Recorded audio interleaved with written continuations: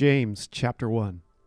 James, a bondservant of God and of the Lord Jesus Christ, to the 12 tribes which are scattered abroad. Greetings, my brethren.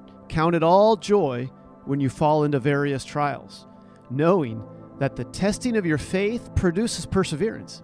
But let patience have its perfect work, that you may be perfect and complete, lacking nothing. If any of you lacks wisdom, let him ask of God, who gives to all liberally and without reproach, and it will be given to him. But let him ask in faith, with no doubting. For he who doubts is like a wave of the sea, driven and tossed by the wind. For let not that man suppose that he will receive anything from the Lord. He is a double-minded man, unstable in all his ways.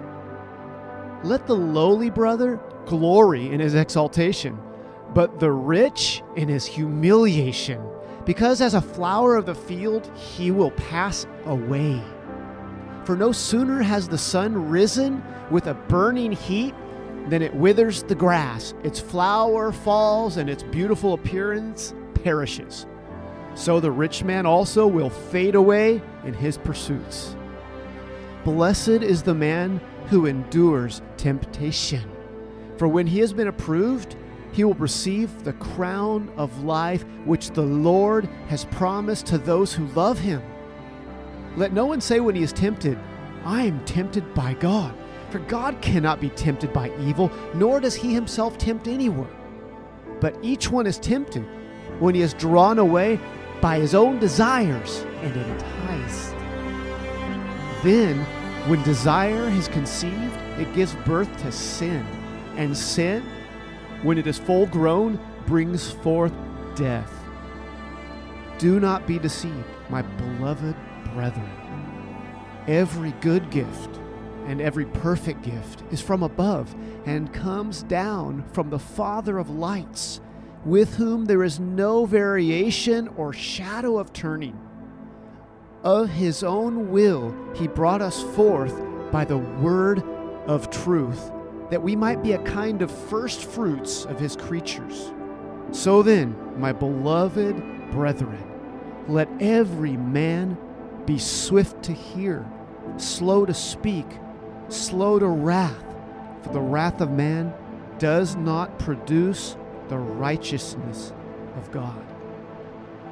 Therefore, lay aside all filthiness and overflow of wickedness, and receive with meekness the implanted word, which is able to save your souls. But be doers of the word, and not hearers only, deceiving yourselves.